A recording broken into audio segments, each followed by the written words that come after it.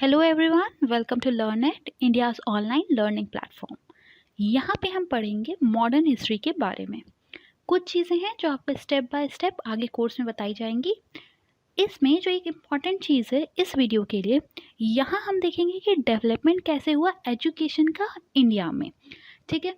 अब अगर मैं आपसे एक चीज़ कहूँ कि सबसे पहले अगर कोई किसी देश में आक्रमण करता है, ठीक, मान लीजिए ट्रेड के लिए करता है, तब तो वो लूट के उस देश को चला जाएगा।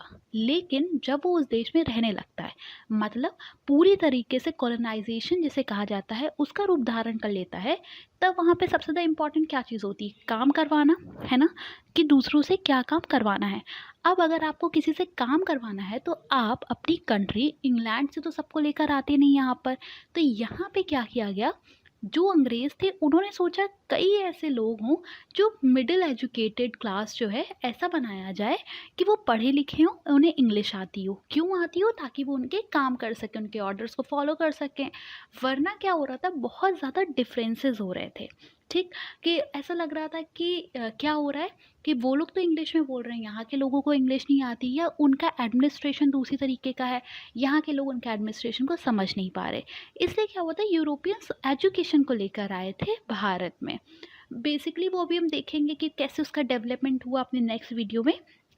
यहाँ पे देख लेते हैं कि कुछ स्टेप्स क्या क्या थे। ठीक है, देखते हैं कि मतलब जो यूरोपियंस थे उन्होंने ऐसा क्या क्या काम किया था इंडिया के लिए जो एक तरीके से डेवलपमेंट के लिए भी साबित हुआ।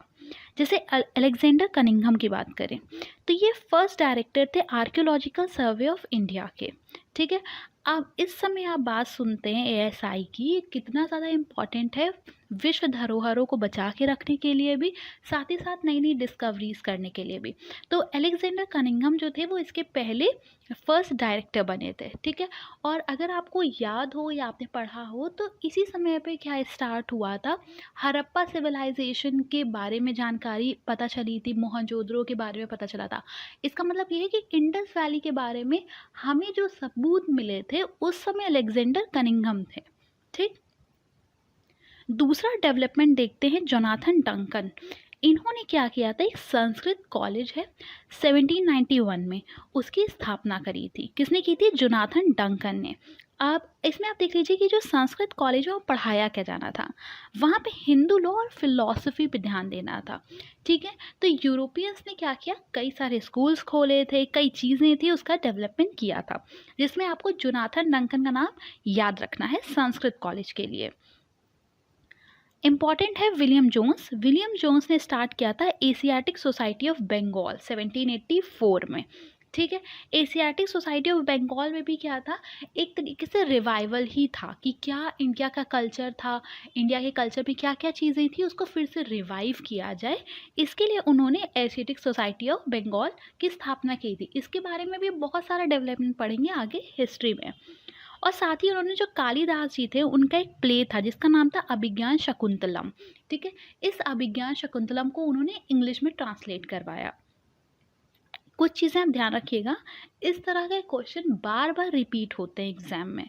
ठीक है, वो आपसे सिंपली दे देंगे कि एशियाटिक सोसाइटी ऑफ बंगाल किसने स्थापित किया था, तो विलियम जोन्स ने। फिर या तो आपसे पूछ लेंगे अभिज्ञान शकुंतलम किसकी बुक है, इसको इंग्लिश में किसने चेंज किया, इस तरह के क्वेश्चंस आते हैं। लॉर्ड वेलेस्ली की बात कर लें तो इन्होंने एक फोर्ट विलियम कॉलेज है, कहाँ पे है, कैलकाटा में, उसकी स्थापना की थी 1804 में। ये क्वेश्चन तो शायद पिछली ही बार यूपीएससी में आया था कि फोर्ट विलियम कॉलेज था किस लिए, मतलब ये इसका जो आपने इस्टेब्लिश किया पर क्यों इस्टेब्लिश किया था इसे। तो यहाँ पे ट्रेनिंग होती थी सिविल सर्वेंट्स की। ठीक है, तो अगर क्वेश्चन आए पहले तो फोर्ट विलियम कॉलेज की स्थापना किसने की, लॉर्ड वेलेस्ली ने। कब करी? 1804 में। कहाँ की? कैलकाटा में की। क्योंकि ट्रेनिंग देने के लिए सिविल सर्वेंट्स को।